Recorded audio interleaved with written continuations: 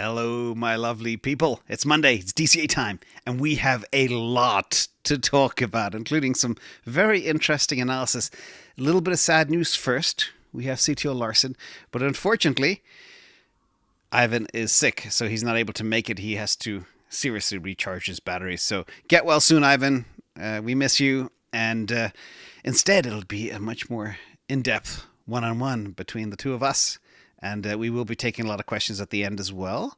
But we're going to start with, we got a packed agenda. We've got 13 topics to get through that are going to cover a lot of new things, including a new token.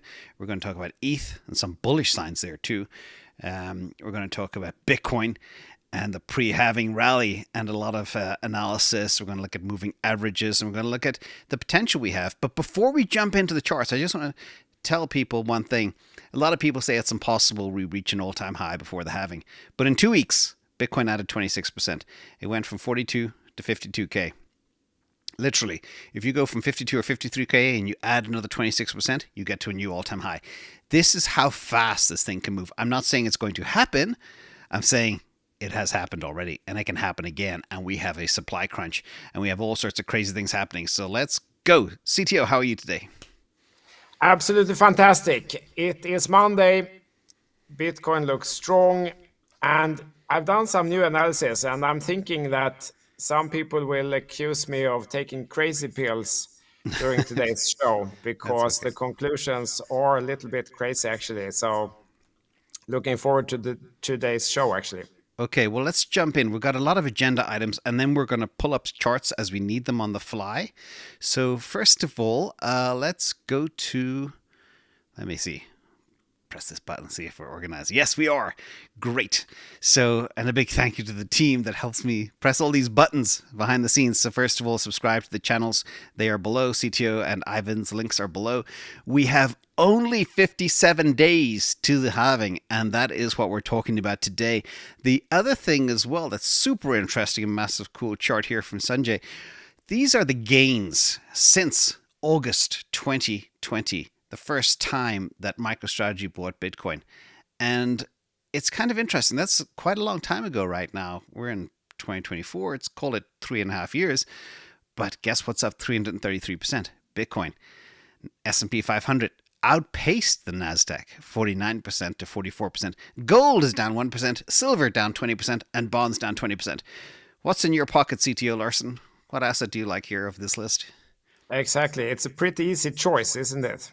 Yeah, and the world is beginning to see that. In addition, before we get into the charts and stuff, Edward Snowden came out and he said this in a live from Moscow interview. And a lot of people think he's very controversial, but I think he's a very smart fellow, very interesting person to listen to. But he said Bitcoin is the most significant monetary advance since the creation of Coinage. And I know you are a student of history like I am, CTO. You want to tell the audience what Coinage is and how it revolutionized the world? Actually, I'm not sure. Oh. I tried to Google it just before this, and I'm still not sure. So if you are certain, tell me. Well, the first coinage for humans used to be, before things like trading shells and skins and things like that. It was when people started inventing little monetary coins. Hence coinage, silver and gold ones. And that was used to fund all sorts of things, commerce, trade, wars, and that's what everybody sought after. But for Edward Snowden to say that this is the biggest advance in money ever since coinage, 3,000-4,000 years ago, that's pretty staggering, I thought. And that was extremely bullish. Now, let's talk about the first charting analysis, and I did ping you earlier. I found this fascinating. We are nearly 1.5 times above the 200-day moving average. Now, what's interesting about this is not being so high above the 200-day moving average, but being so high above it so early before the halving. That is what's interesting. So, CTO, did you have a chance to dig into this a little bit? I have. I see in the comments people saying there's an echo. I think maybe, James, you need to mute when I speak. Okay. Let me figure that out. Oh, hold on. Yes, I will do that. So if I can share my screen then, and I have done some charting analysis here. And guys, you can comment in the comments if the audio is fine. So I've done two things. First, short term, because as James said, we're not so far from the major resistance. We can discuss exactly where it is, but it doesn't matter because we're not so far from it. So the only new thing since last week is another possible interpretation, which is this channel interpretation. And so short term, we are bumping up against that upper channel boundary. If it breaks through, if price bounces through here, in classical charting, the target is then the same height as the channel height. So that would actually put the target up here at 90K. Wow. Very soon. So that's if it breaks through. Could also reject, bounce back, and make another try. But that's something worth monitoring. I'm not a huge fan of diagonal pattern because horizontal patterns are much more reliable. But still, it's a valid pattern. So, but now let's go into the halving. Because, and if you guys have patience with me for maybe 5 minutes, I think you will find this very interesting. And just checking, it's still echo. That's very strange. There's no echo. I'm in the studio here and with the right microphone. I don't think there should be an echo. I'm not sure why that is. Yeah. Let me try test something. Well, I was muted, but let's talk again. 1, 2, 3. Testing 1, 2, 3. Hello, hello. It's the right mic from here, so yeah. Well, keep on going. We go. Okay, deal with it, guys, because the analysis is interesting. So if we go back in time a little bit, and I will show you something very interesting. Just wait for this to reset. So if we look around the first halving, you see that the pump before the halving, in this case, the first time was 376 bars, days, meaning days. And after the halving, until the all-time high, was 367 bars, so about the same. Then we go to the next halving. Then we see that the pump before the halving, from the low to the halving, was 542 bars, meaning days. And after the halving, until the all-time high, was 526 bars. So remember now, 300 something, 300 something. Here is 500 something, 500 something after. Then we go to the third halving. Then we see that from the low to the halving was 513 days. From the halving until the all-time high was 548 bars. So about the same. You see, it's about the same length. So, and now we go to the current situation. From the low, you see we have another parabola. This looks exactly the same. We have now we will spend about 516 bars. We can not depends exactly which day the halving occurs. So perhaps we will have a bull run continuing for 500 days after the halving, because as you saw here previously, the time spent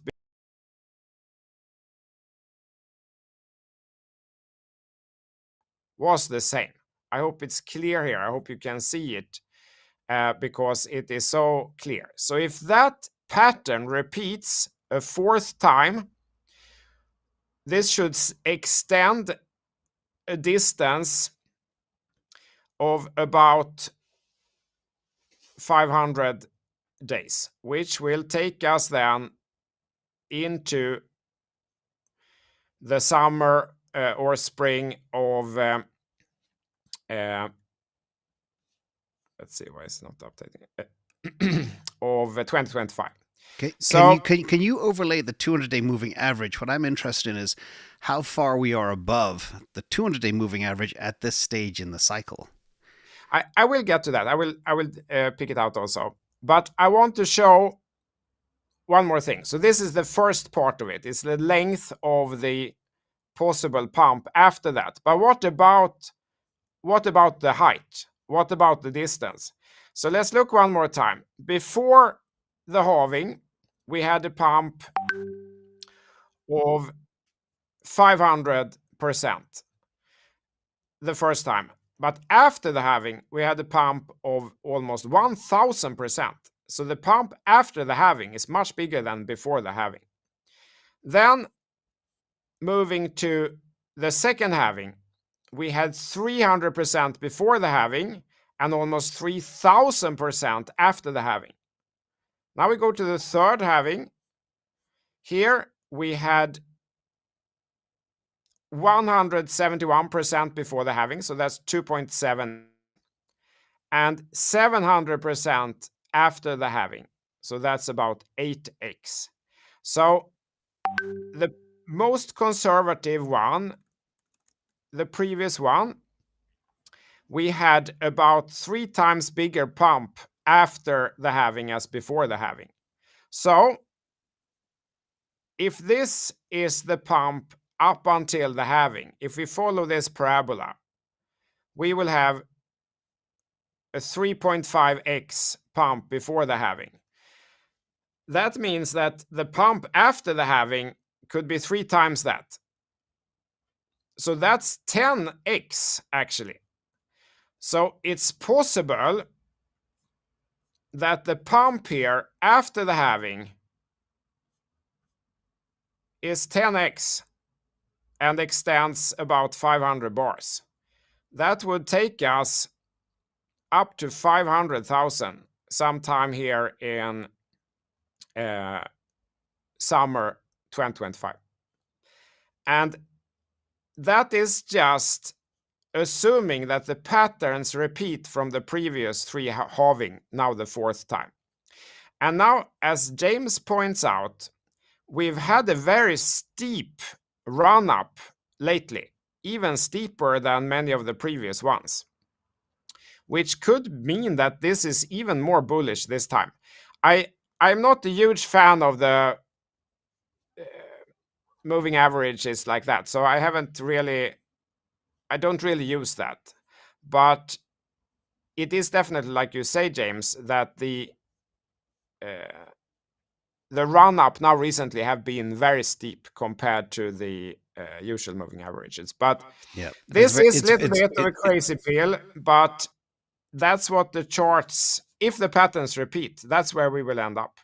Yeah, it's interesting because it's all because of the ETFs. The increase in money flow from the ETFs is very significant, and it's having a huge impact on the system. My target, just assuming history for the halving price, which is 57 days from now, was 42,000.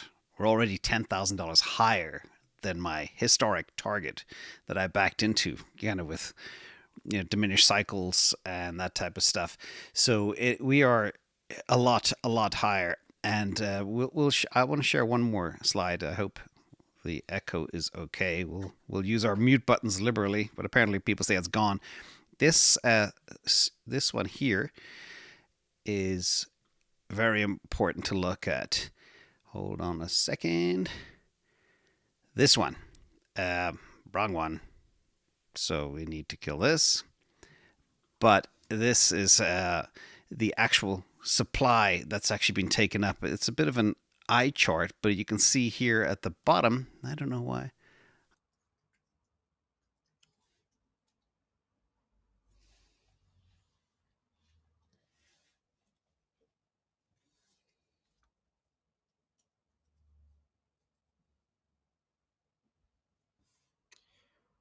I cannot hear you, James. Not sure if it's just me.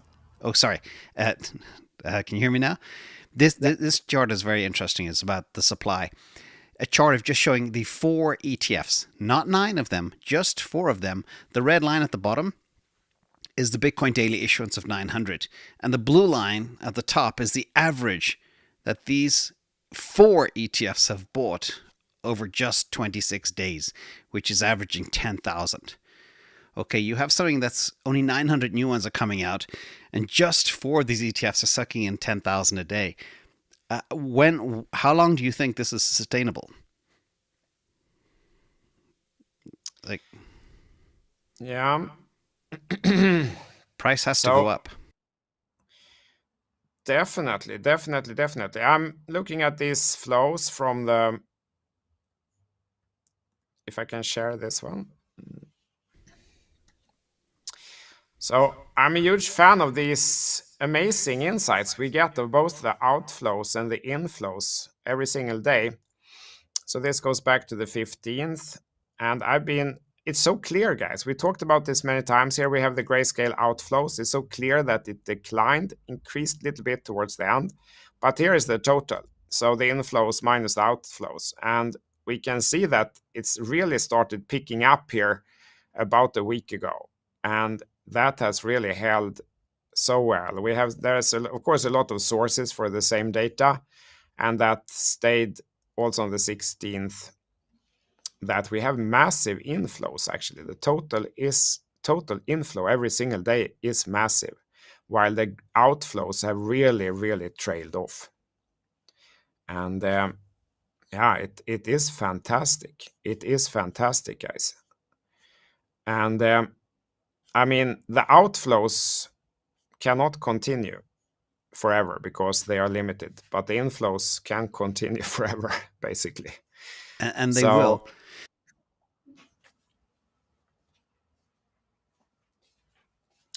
I think you're muted, James. Sorry, I keep on pressing it twice, but sometimes you got to press it 3 times.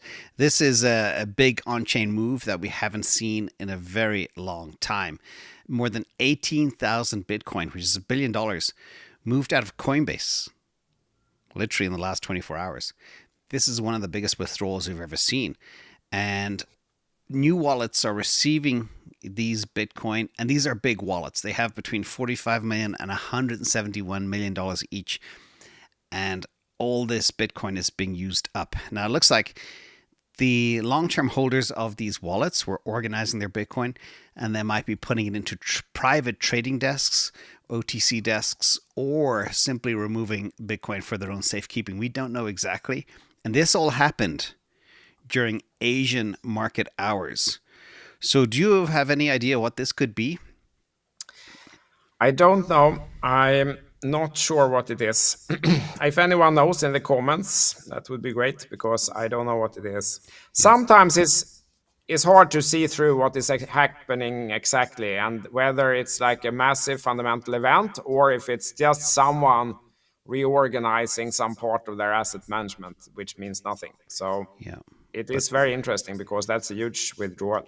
Yeah, in a very short window of time. In addition, we have somebody out there. So I want the audience to understand there are 9 ETFs pulling from the system, just 9. And there are new ETFs coming in Hong Kong and Singapore and other places around the world. And there's existing ones too. But at the same time, there are investors, high net worth individuals, sovereign offices, family offices, sovereigns, etc., all looking at this as well, thinking we need some of this.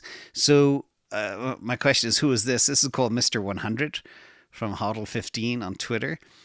He has been monitoring this wallet. This person or team or group or whatever, they're buying 100 Bitcoin 3 to 4 times a day, every single day. And that may not sound like a lot, but literally that wallet now has $3.5 billion in it. $100 DCA, bung, bung, bung, bung, bung, bung, bung, bung, bung, every single day. This is also very interesting. So you got Sailor buying, you got the ETF sucking stuff in, and you got private people, because this is not associated with any of the ETFs right now. This is somebody DCAing in with $50 million a day. Amazing. Amazing. So it's a lot of crazy stuff happening. All right. So any other final thoughts on Bitcoin before we switch gears?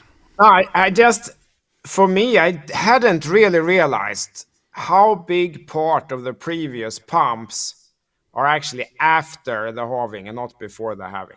The pre-halving pump is the warm-up. It's the post-halving pump that's the pump in the previous cycles. Of course, we don't know if history will repeat. Perhaps it's completely different this time.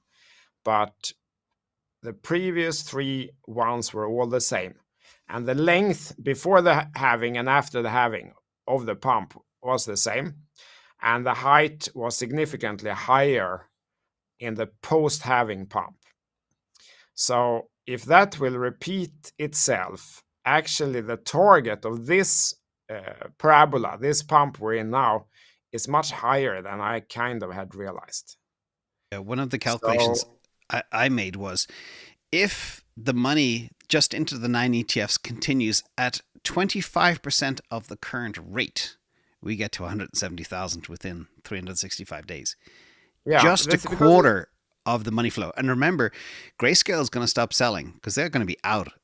They've lost nearly 30% of their coins already to other players, and it's not going into the ETFs because the people that were in that were speculators. The DCG liquidation will happen, and then that'll be gone probably next week, and that can easily be absorbed in 2 days by the 9 new ETFs. So targets look really, really bullish. And like you say, we are higher and earlier than normal, and that's been the case all for the last 12 months. We are running much higher because we're also going into that diminishing supply for the first time ever into a halving. There's less Bitcoin, and the halving is going to be cut in half, obviously down to 450 a day instead of 900. It's going to be crazy. And the money, literally, my target as well was for, like, my bull target for the ETF inflows was 50 billion. We are running way higher than that rate today too, which is kind of crazy. So, and I don't think that the real FOMO has started yet. I don't really see it. I don't feel it. I think that's still ahead. And the big headlines will be past all-time high. Yep. When I think most people in the universe, they think that Bitcoin died a couple of years ago, and they would be shocked to hear that it's at all-time high, because everyone was telling that it was supposed to be dead. Yep. And the other thing is, again, we did 26% gain in 2 weeks. All it takes is another 26% gain, and we are at the all-time high. And that could, it is very, very feasible that that happens in the next 60 days, which is crazy. Okay, let's talk about ETH for a second. I know ETH is the second biggest 800-pound gorilla out there. Let's check out some stuff. A lot of bullish sentiment now that ETH is going to $3,000. We are at $2,950 last time I looked a few minutes ago. 25% of ETH is now locked up in 2.0 Beacon Chain smart contracts. And 3,000 looks like an easy target. What do you think? Yeah, I'm huge for all altcoins, including ETH, if I can share this screen. Yep. I'm a huge fan of the altcoin versus BTC chart. So try to filter out the USD component.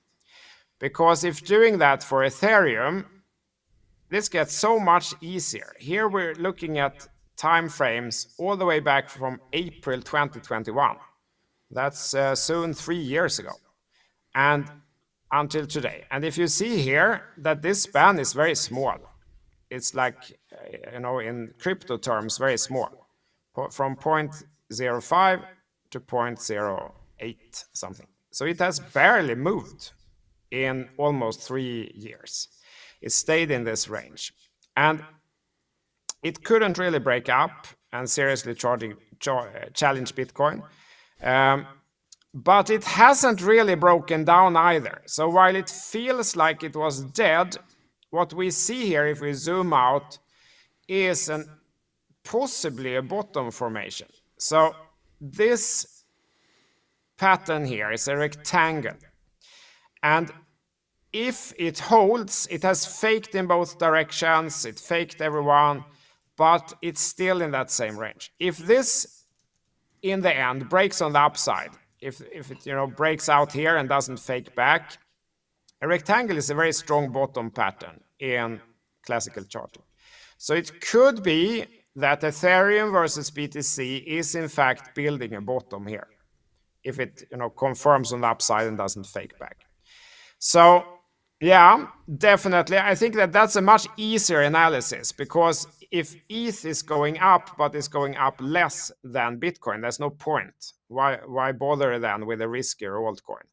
But if this one really confirms on the upside, I'd say, even though it faked one time, that's a good risk reward. And I would be interested in moving more allocation from Bitcoin to Ethereum and see if this one holds on the way up. Perhaps driven by an ETH ETF narrative, given now how successful the Bitcoin ETF is, that narrative alone could be enough to drive the price, whether it happens or not. Perhaps doesn't matter. So that's where I'm focusing, rather than, of course, this is up. The trend is up, large line gold in Ethereum after an ascending triangle breakout. But I think that this is the much more interesting chart. This is what I'm monitoring, and it's moving up for another attempt at the breakout and perhaps forming the cyclic bottom of this cycle for Ethereum. Good. You mentioned one thing which I think is in. Now you are muted. If you look at the ETF potential for Ethereum, this is from Thomas Farrer, who I thought was a very good observation. Ethereum is fundamentally incompatible with an ETF because a proof-of-stake transaction validation in coins held within a centralized custodian doesn't work. Coinbase would control the entire network. The only reason to approve ETH ETF is if the SEC wanted to destroy Ethereum. What do you think of that? Yeah, I don't think it is correct, actually. But I mean, I'm open for argument.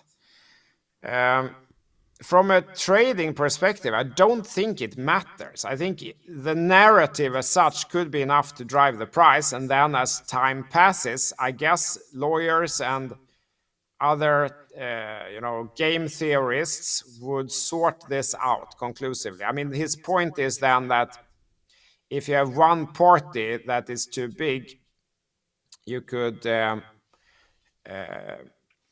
that party can then control the whole network and start censoring transactions or something like that, which isn't the case with a Bitcoin ETF, because just because Coinbase holds a lot of Bitcoin, if the ETFs get very big, they don't control any of the transactions. That's the miners, which are a completely different set of entities. While in proof of stake, if you hold coins, you control the network in a different way. So, I mean, it's a valid point.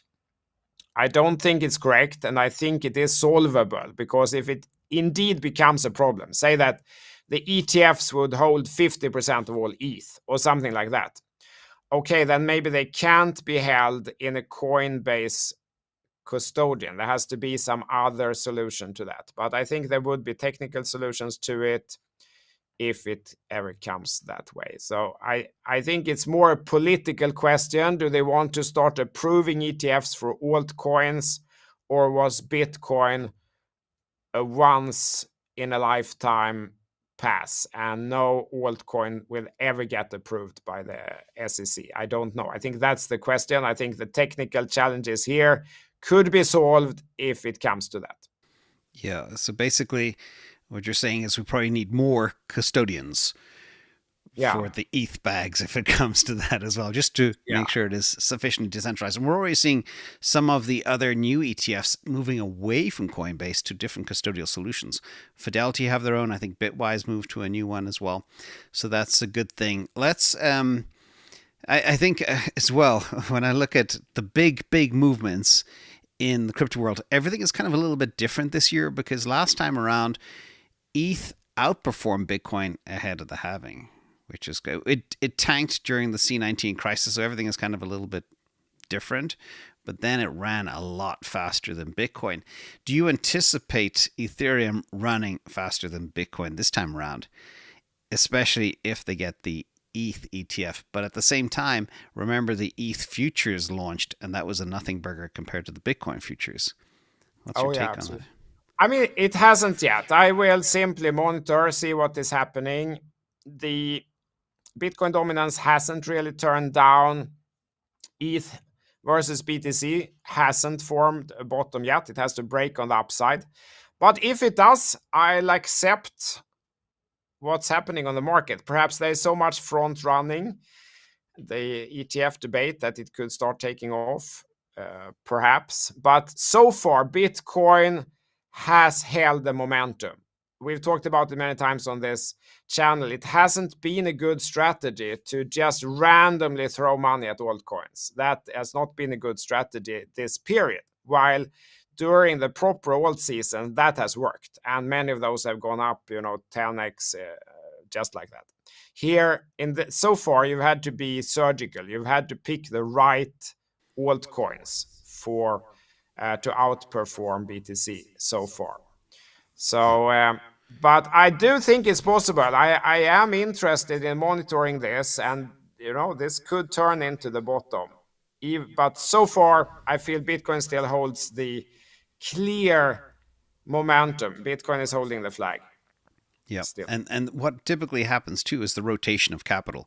So Bitcoin runs first, Ethereum is running second, and then after that runs out of steam because everything tops out. We don't know if Bitcoin will top out this time around because of the ETF money, but I do see a decoupling of Bitcoin with altcoins.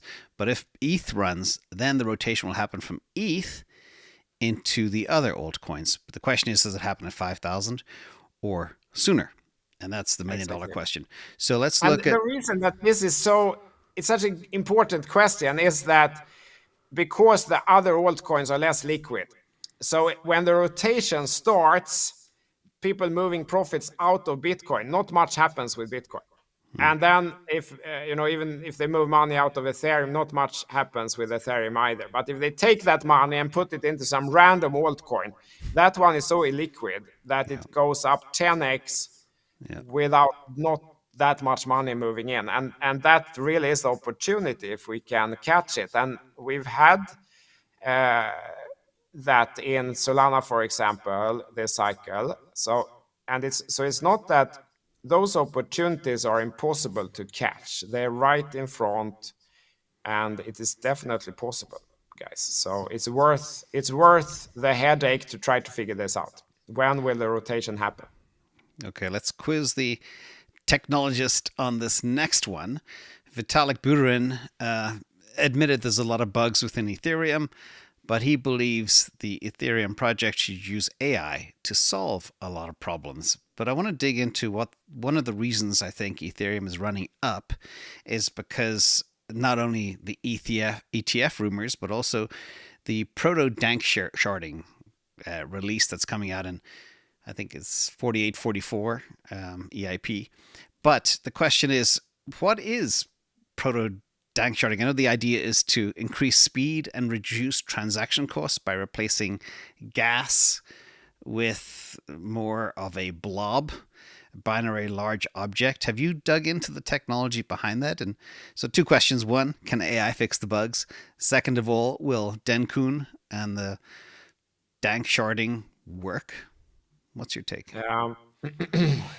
AI fixing bugs, I mean, of course it's possible, but I don't think it's the type of bugs that have been AI can't really discover yet. But I mean, as we talked about many times, AI is getting better by the day almost. So, I mean, it's possible that it can fix something that all the humans have missed. But I think one of the biggest problems for Ethereum is the complexity. It's gotten huge. The code base has gotten huge. It's hard to see all the possible things that can happen, all the bugs, all the go in and change something and something unexpected happen, you open some security hole or something like that. I think I know for sure, because he has written about it many times, Vitalik is worried about the complexity, and that's one of the advantages with a simpler model. Now I know that, I mean, Solana has gone down several times and so on, so I'm not saying that is not complex. That's complex too, and it was kind of hard to find that bug and so on. But there are simpler protocols than Ethereum, and Ethereum complexity creep keeps happening.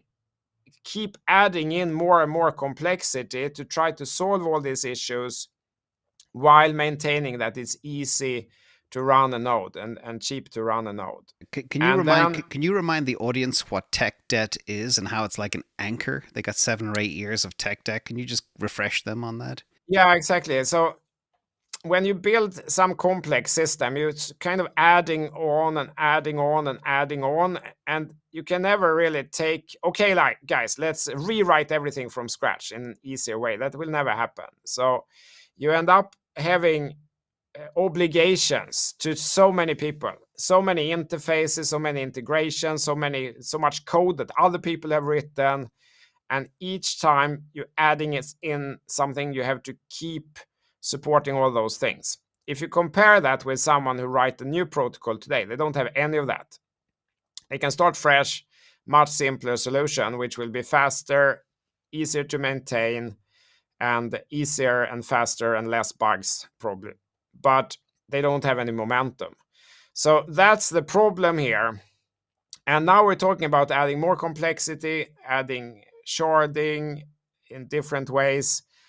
I think that it's too complex. I'm not even sure that I understand the change that they're doing well enough to, explain it here with justice. I feel I need to study it more. The binary large objects, the blobs. It sounds like a cartoon. Yeah. I'm not sure I fully, can overlook it, but I don't like the creeping amount of complexity. I am worried for that. And I'm sure that everyone working there, they are worried too, because imagine that the protocol completely breaks and $50 billion of stable coins get spread in the wind. Okay, are we going to roll back the chain or not? Those kind of questions. That's not easy. Not easy, guys. You're right. The pressure is really on. And what's crazy too, and we've spoken many times about modular versus monolithic, and I always go back to kind of the simplest solution should be the best solution, Occam's razor. But when we talk about all the layer twos, I mean, it's layer two after layer two after layer two. Now we've got this STRK launch today.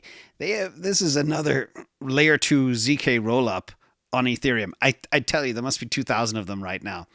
How many layer twos can there be? By the way, this is Whale's market, and you can see you can calculate the fully diluted valuation, $18 billion. And it just launched. And when you look at the statistics behind this ZK layer solution, ZK rollup technology, I mean, the numbers are pathetic for $18 billion market cap. 333 new accounts in a week. That's nothing when you have Solana with 1 million daily active. TVL is okay. You've got transactions per second, 2.9. It's not even fast. Block time a minute, that's too slow for today's world, and it still costs 10 cents a transaction. So I'd love to take one more time. How many layer twos can there be? Because the more there are, the less value capture each one will get mathematically. What's your take? Yeah, I feel less and less interested in these layer twos. I'm not going to get any StarkNet airdrop because I haven't tried any of the test nets or anything like that. I don't feel interested. I don't know what. But I mean, a lot of people are excited about this. It's good technology. Okay, but is some good technology, is it enough here? There has to be more. Clearly, they're getting a lot of traction, so perhaps there is more, but it's not enough, I feel, to make another layer two. What's the story? What's the project that's going to run there? And exactly what you write. How many layer twos do we really need? I feel the other ones are fine. They're working fine. And they're all the same. The same fees, same speed, same block time. It's nothing wrong with them. But that $18 billion fully diluted market cap blows me away. That stuns me because for people who are going to FOMO into it, there's not much upside that I can see with the market cap out of the gate that high. Would you agree? Yeah, I agree.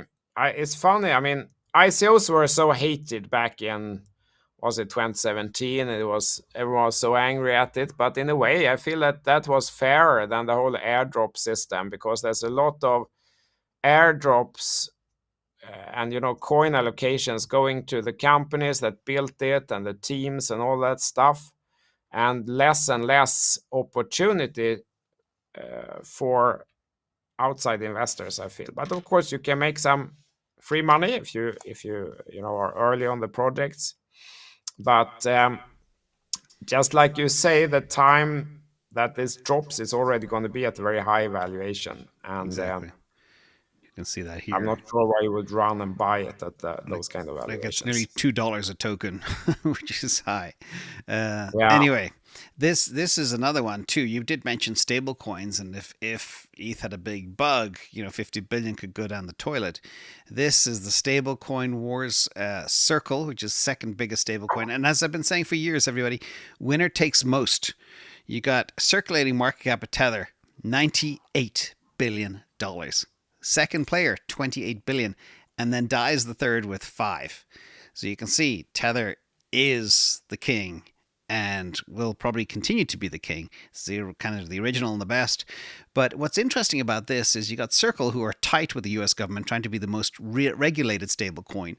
And they work together with Coinbase, who is now the custodian for most of the ETF stuff. So you see the chess pieces moving around on the board. And at the same time, you got Tether, which is offshore, which is giving fits to the Circle people. Say, we can't have an offshore stablecoin. We need something domestic where we can control and regulate. But I can't remember the firm that they are working with in the US that audits them. They say they are legit.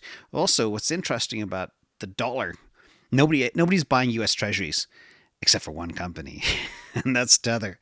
They are the biggest customer of US treasuries today. So the US government kind of needs both Circle and Tether to issue their debt. What do you think of this whole stablecoin? Oh yeah, absolutely. I spent so much brain power and heart worry actually over the stable coins during a bit over a year ago. When was it? The Silicon Valley Bank was almost going under. Silicon Valley Bank. Yeah, you thought there was exposure to the stable coins. Yeah, exactly. It's almost exactly 1 year ago now, minus a few weeks.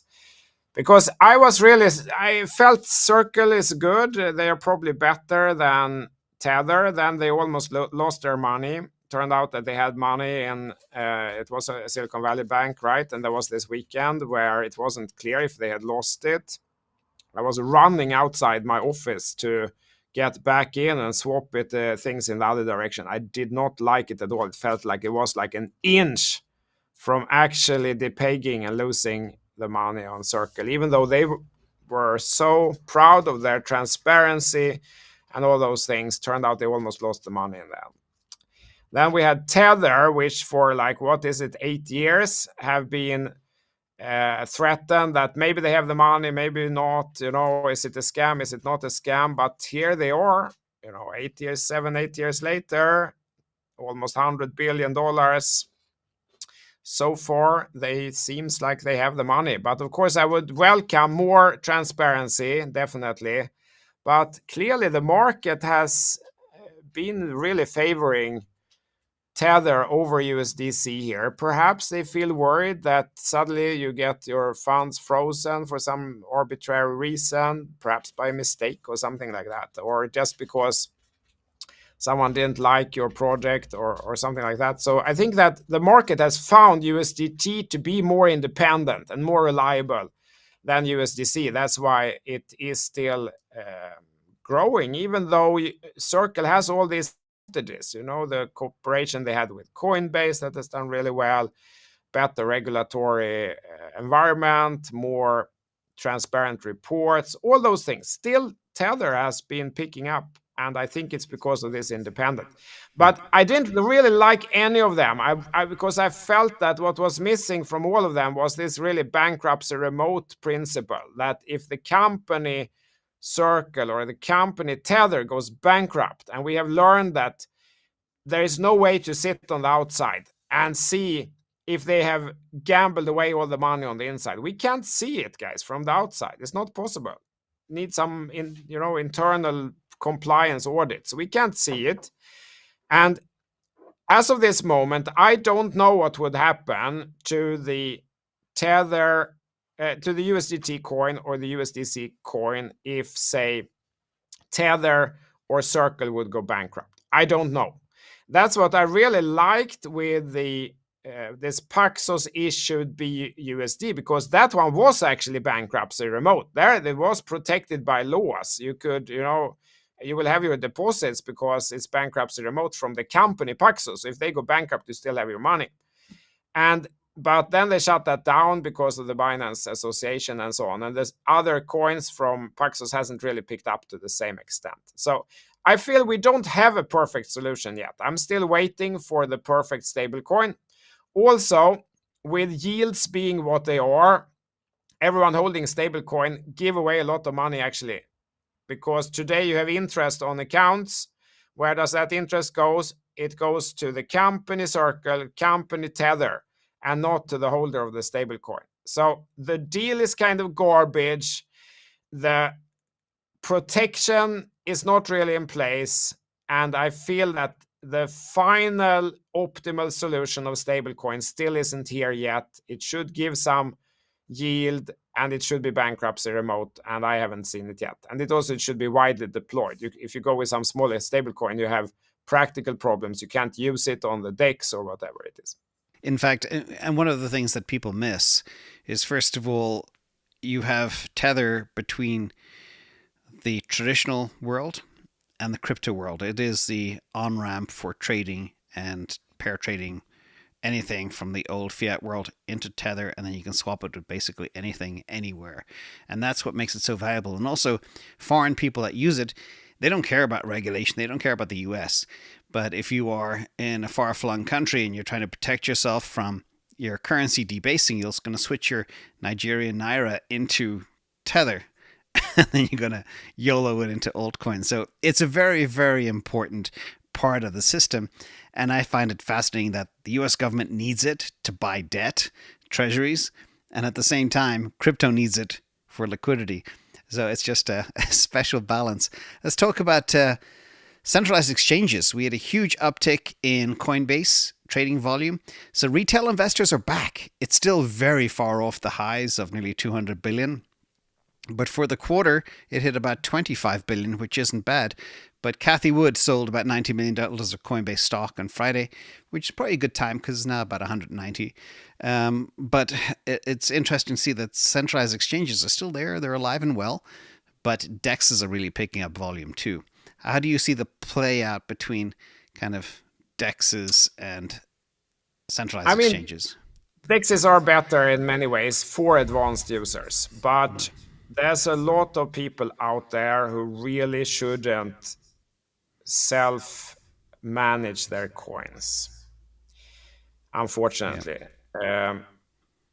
I'm sure you see the same, James. There's almost daily someone has lost their coins. Oh, yeah. They got them hacked, they got them wiped, they've lost the coins, they lost the recovery phrase somehow, or they sent it to the wrong address, the wrong wallet, and it's gone in all kinds of ways. Everyone listening here, if you feel that you're a person who constantly loses your password, you can't really get, your IT environment, you have to ask someone for help a lot to get your computer running like you want, you probably shouldn't self-host your retirement capital, so that if one mistake, one day, one late evening can wipe it all out, perhaps it's not the right solution for you. So I think that the ETFs are really good from that perspective. You can't lose them. There are almost no ways to lose them, by clicking the wrong link or something. You're protected. The second level of protection, or the little bit less protection but little more freedom, is really to use a centralized exchange. You do face the risk of it going bankrupt, which we learned in 2022 can happen to most of the companies. So that is possible. That's the risk you're taking. But you also have less risk of screwing up because there's a customer support, there's someone to call, they will reset your password, they will help you with all kinds of things. And for a lot of people, that's better. Less risk to lose the money that way. While for advanced users, of course, self-hosting, of course, DEXs are better. You don't have any counterparty risk. There's no company that can go bankrupt.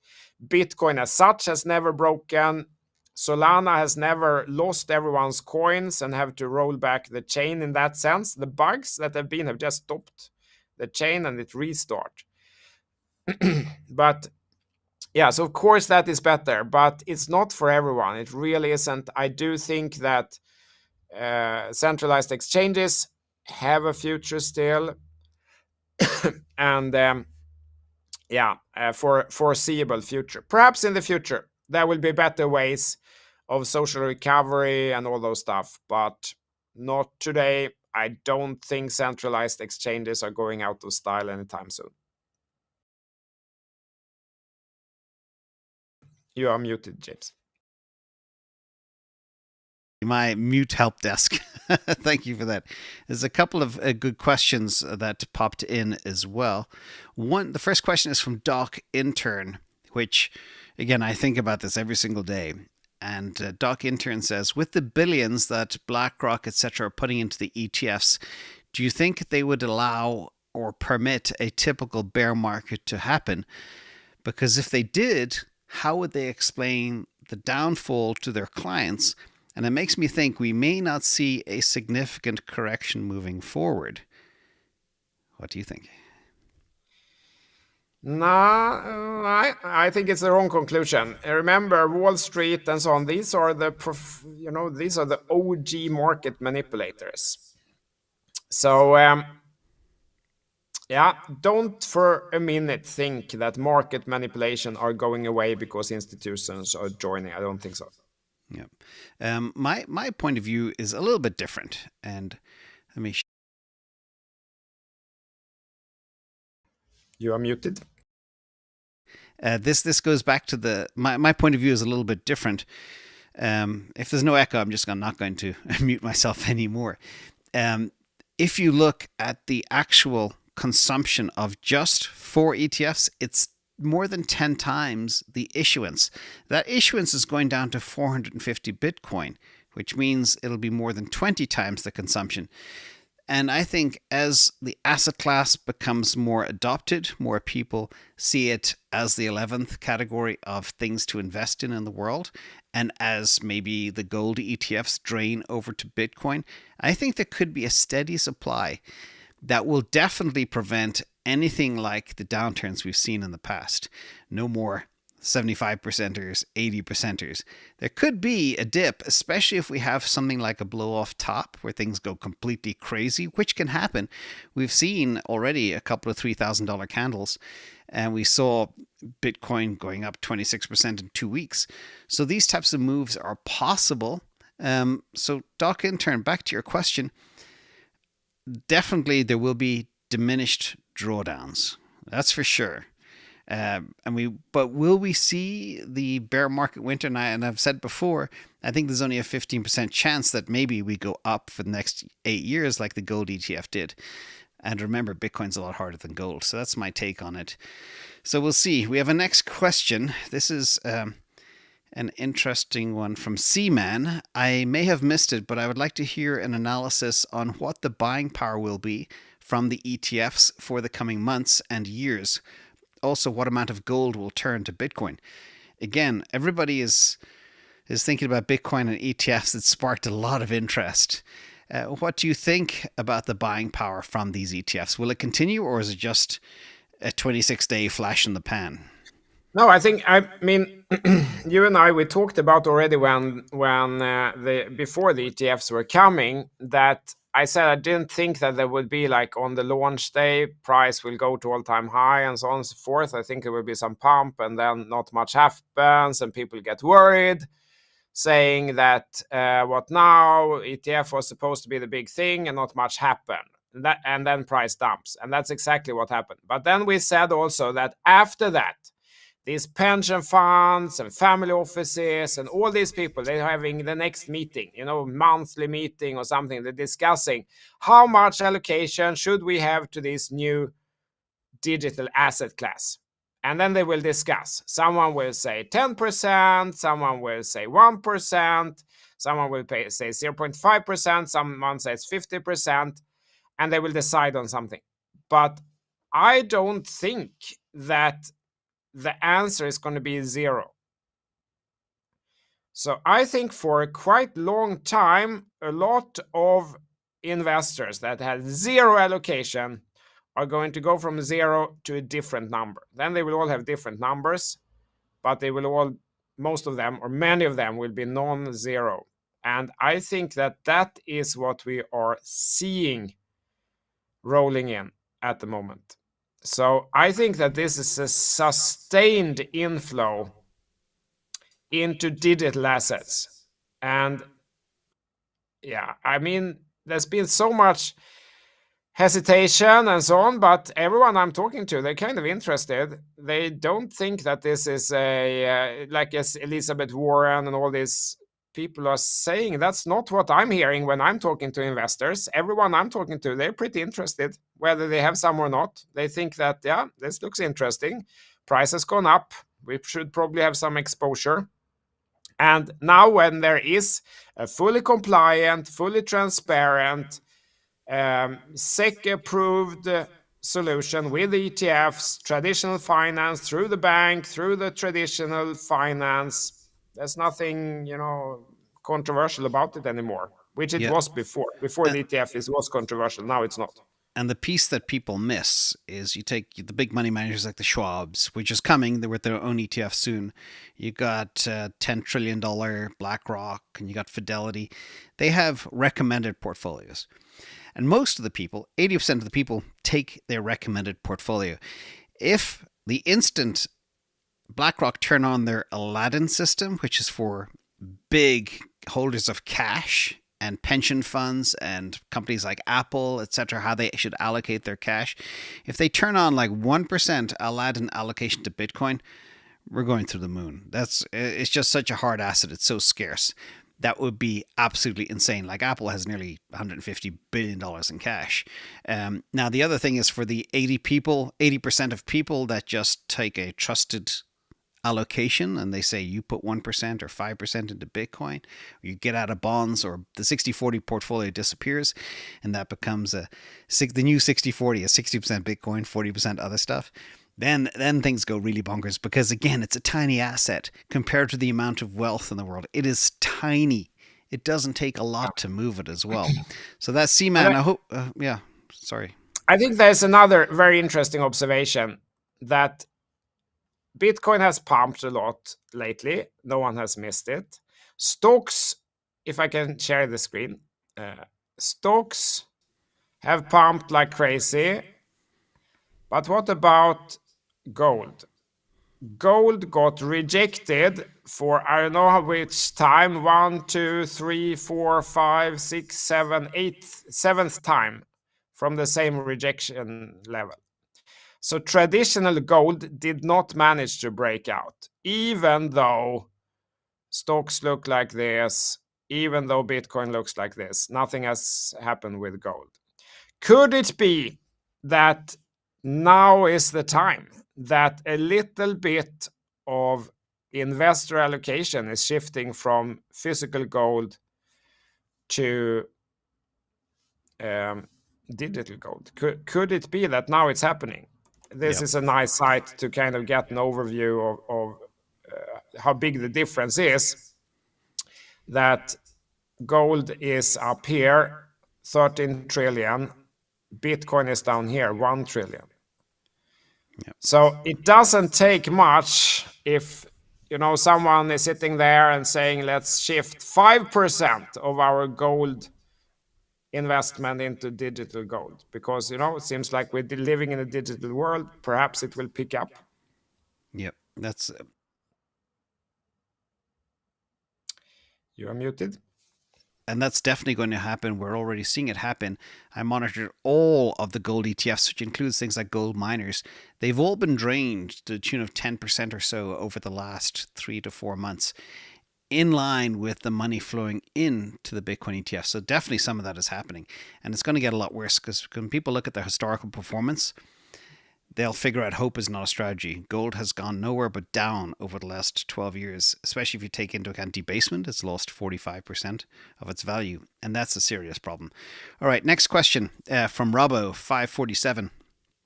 I'd be interested to know what CTO Larsson has in ETH, what allocation, percentage? And are you bullish like Ivan or guarded like InvestAnswers? So I did sell a lot of my ETH. I kept a bit, but I still have, it's approximately 5 to 6% of my portfolio.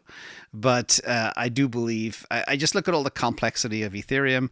I look at all the layer 2s and all the roll-ups. And I don't use it. I'm much more comfortable with things I use. I'm holding on to my last bit of ETH because of the ETF opportunity. I think it'll pump because that, and then as soon as it does pump and I see it stopping, I will rotate out of it immediately. What is your ETH allocation? And Ivan, I know Ivan is still bullish on it too. I do have ETH allocation. I cannot offer complete transparency down to the granular detail of my portfolio until I have completely solved the physical security situation. So that's why I don't offer complete transparency yet, but I do have ETH allocation exposure. Rather, I do have Ethereum price exposure to similar amount as Bitcoin exposure. But I'm monitoring very closely this chart. If I can share the screen again. And what many people don't understand is that I don't need to know what will happen next, because the span here from the top of this channel to the bottom of this channel is super small. This is 0.051. This is 0.056. It doesn't matter. I don't need to know what the next narrative will be. I just need to react to what happens here. If this breaks on the downside and stays there over longer time frames than I'm showing here, okay, I'm fully out of ETH. Then perhaps the Ethereum saga is over. Perhaps other protocols will take over, or layer 2s will eat the whole cake and there's nothing left for layer 1. But if this breaks on the upside and clears these highs, start moving up towards this top of this channel, I think there is potentially more upside in Ethereum than in BTC. And again, I'm not questioning that Ethereum will go up in price versus USD. That's super easy. That's obvious. That we've said here since $1,000 ago. That was an easy decision. I'm not talking about that. I'm talking about whether Ethereum will go up more than Bitcoin or not. That's the question we're trying to figure out here. Because if it's not going up more, I'd say there is less risk to simply hold Bitcoin exposure. Why take the risk? I think there's higher risk that something goes catastrophically wrong with Ethereum one day. We wake up and there's been a catastrophe.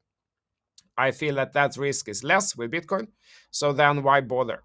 There has to be more upside for it to make sense. But we're not there yet. This one hasn't turned up in trend yet. It hasn't put in a clear bottom, but it's possible that this is a bottom formation in the making, that this will move up and that it will even clear this high and start moving up above that. And then there is a lot of upside here, but we will have to see if it happens or not. That's the answer. And when you roll up all of... Muted. You are muted. When you roll up all of the layer 2s, etc., the market cap of the combined Ethereum machine is huge. And that's what's extremely interesting. I still have a hard time wrapping my head around the value capture of all these layer 2s and how that impacts Ethereum. And there's no answer for that right now, which is kind of crazy. We have a next question from Kashi. Not to be paranoid, but can you think of a rug pull BlackRock could do and mess up this bull run? I'll take the first stab at that. I think BlackRock, if they continue on this way, they will make $1.5 billion in fees from the ETF, which will make up 15% of their whole business. So I think BlackRock, the more Bitcoin succeeds, the more BlackRock will succeed. They don't need to manipulate it to make a lot of money from this project. CTO, what do you think? BlackRock rugging Bitcoin? Nah, I don't think so. Exactly. People, I know Bitcoin maxis hate for the everyone. idea. I mean, everyone is, I don't think so, not at all. They are in it for the long term. They want to create winners here, definitely. But do I think that it's going to be a straight line from here to infinity? No, I don't think so. I think some unexpected things will happen, and that's an opportunity. That's an opportunity. I think I see a little bit in the comments here that I worry too much. Comments to me that I'm worrying too much, but I don't worry. I'm see all those things as opportunities. I started this show by making a scenario of 500,000 Bitcoin, $500,000 per Bitcoin.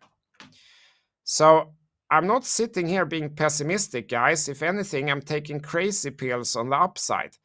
I'm trying to extract all the best opportunities, and I don't talk about leverage, but that is a tool. I don't recommend it for most people. Most people should not use leverage, not at all. You don't know what you're doing, should buy spot. But if you can monitor the market closely, a dip can be a huge opportunity.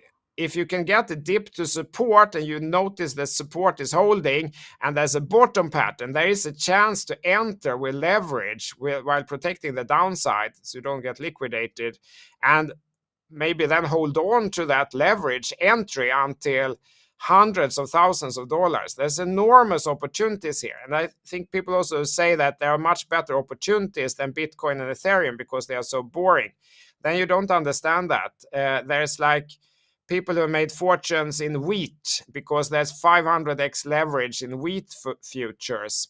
That's why this is a little bit worth the hassle. Also, if you can figure out what's happening with ETH, we have a precursor for what will happen to the smaller altcoins. That's why this is worth the hassle. I'm not sitting here and saying that I think Ethereum is the best opportunity in the crypto market. Obviously not. There's a lot of small projects that will go up much more than Ethereum, but it's still worth the effort.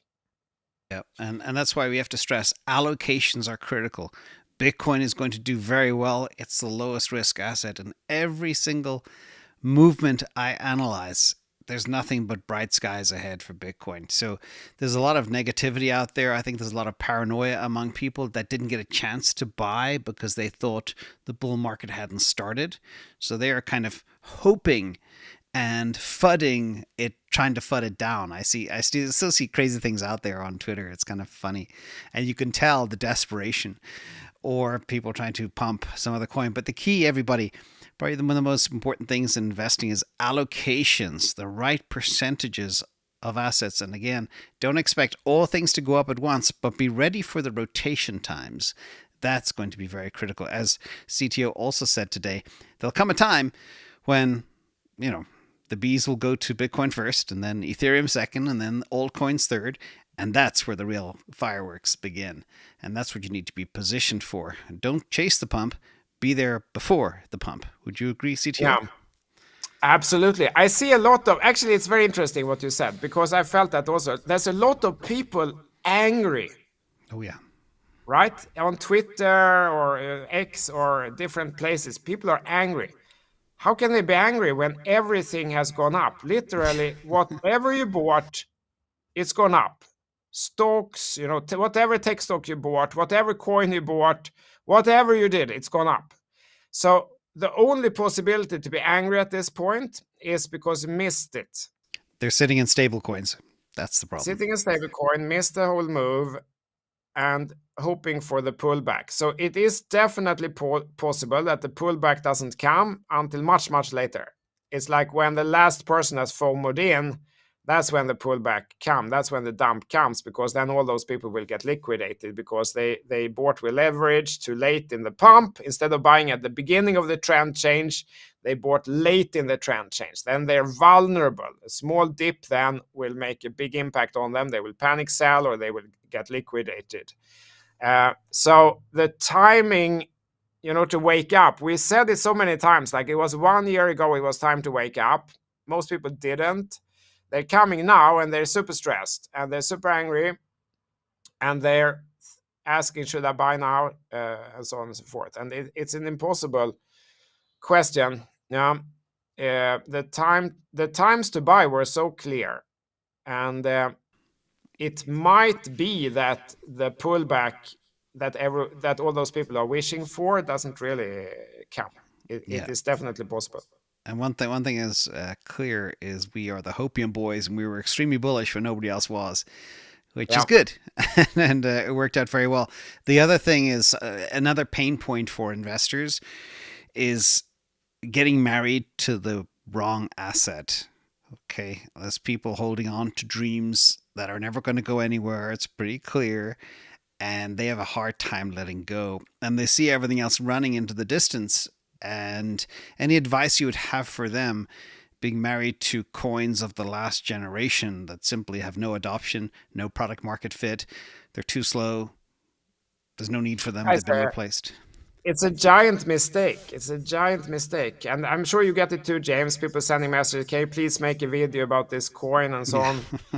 Because they're hoping that, like, if I would do a video, the price will go up or something like that. And it doesn't work like that. It doesn't work like that. Don't get married to the projects, guys, because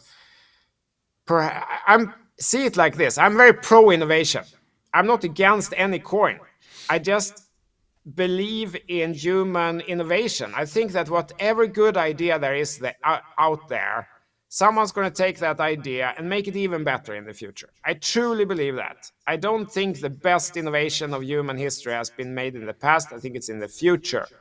And that means that you can't get married to a coin, because tomorrow there will be an even better opportunity that does the same brilliant idea, the same use case, everything with an even smarter team that's even faster, doesn't have the history, starts from lower market cap, and can do it all over again.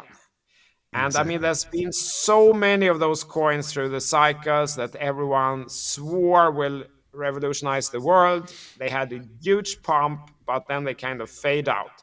And many of these will never come back. They will never go to all-time high, because that money is in new projects. Right? Exactly. And also the competition is relentless. Even if you're a layer 2, I saw somebody making a comment about Matic. Matic is up against a murderer's row of new generation layer 2s. And there's so many. Not all. There's only so much capital to go around. So remember, the markets are a zero-sum game. Imagine the market is $100 million to spread around 3,000 projects. Okay, the more projects, if the 3,000 projects goes to 6,000 projects, the amount of liquidity is limited, and that's why Bitcoin maxis hate altcoins, because they take away liquidity from Bitcoin and they stop the price from going up. So It's just funny. So everybody needs to consider allocations, and remember, not everything can rise. And when you are in a space when there's 2,000 competitors, the winner takes most. That's just how it works. Exactly. You have to get in early when it feels like you're an idiot because no one else is doing it or no one else is talking about it. That was really the situation. You remember what hate we got here on this channel like 1+ year ago, and people were saying how retarded we were and so on, that we didn't understand that it was going to much lower and so on and so forth. Yeah. And that's the state you almost have to be in. You have to almost feel like an idiot yourself when you're buying. If you're buying when everyone on the internet is talking about that it's going to go this high and this moon and to this price, and everyone is in consensus how high it's going to go, and everyone is euphoric and no one is angry, that's not the time to buy, guys. That's the time to be worried, at least, if not sell, at least take some profit or something. So I think that's the mode. That's the mistake that most people are doing. They wait until they feel consensus that everyone is agreeing that it's a good buy, and that's too late. That's the time to panic instead. Exactly. So you have to get stuff that's in the beginning of an uptrend. That's the way to do it. Get in early, get in hard. That's what I say. Well, CTO, with that, we've gone through 15 items on the agenda. Thank you for everybody for joining. We've over 4,000 people watching live. Thank you for your super sticker as well. Kirby Teal, Joseph Samuel, and Kasha, and Seaman, and Doc Intern, and Robbo. It's been a great show. Don't forget to subscribe to CTO and Ivan. The links are below. Any closing thoughts, CTO? Happy Monday. I'm very excited. I think the Bitcoin looks strong. The market is fantastic. I think we might have the craziest year ever ahead of us. And there's things we haven't even talked about today. I mean, the yields haven't broken down yet. That bullish factor is ahead. So that, I'm very excited. I will really try to take as much advantage I can over the next 12 to 18 months. And it's fantastic, guys. This is once in a lifetime opportunity. I feel like that every year, but now I feel it again. I'm prepared for the yields. Actually, we might as well wrap up on that, considering you brought it up. Kind of a slide for every opportunity, but there are a lot of bond market challenges, and early investors thought the Fed was going to cut in March, and they got whacked because they decided not to cut maybe now until June or May, and this has caused a huge momentum shift, and you see the rates have spiked here for this chart, and the market outlook is mixed. Nobody knows which way it's going, and that is a big problem. So that Fed pivot rally is no more. But it'll come, and then we'll see risk on. Let's take one. If I can share this one also, just reinforce what you just said, James, that, this chart looks like this. 2021, we were down here. Now we're up here, and it feels like there's been a lot of movement here, but you see it in some perspective. And it moved up, and then it stayed here in this range. This did not break down, just like everyone thought, me included. I thought it would break down in January here or something. It didn't. Instead, it held. But at one point, this is going to break down. I am certain. It's just a question of when. And when this nose dives here, that probably, historically, gives a pump to speculative assets like stocks, like Bitcoin. And I see in your trend chart that the color has turned gray. So that's a precursor to the trend tanking down. So exactly. So this could, who knows how long it will go, but I think that it's going to start tanking sooner rather than later and break down. And just as you noted, that will be a trend change. We will have a horizontal line breakdown. And then look at the height here. This could go a long way down. And it has to. The U.S. government is spending 40% more on interest now than on the defense budget. And the interest on debt is going to $1.5 trillion real soon. That is, and the deficits are exploding, and we're not even in a recession. This is a cocktail for an entire disaster. And sometimes I think maybe the U.S. government is doing this on purpose for a great reset. I'm not sure, but it is absolutely crazy. So-called full employment, real inflation is under 2%, and they're still holding rates high, and they're destroying many industries like commercial real estate, etc. So I can't explain why they're doing it, but maybe they just want to break everything. Who knows? With that, everybody, thank you so much for joining. A little macro to finish, always important. CTO, have a great week, my friend. And you too, my friend. Get well soon, Exciting Ivan. Times. And see you guys next week on your channel, if I'm not mistaken. Yep, on my channel.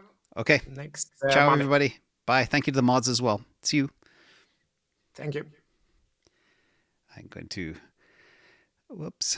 There's everybody. Bye-bye.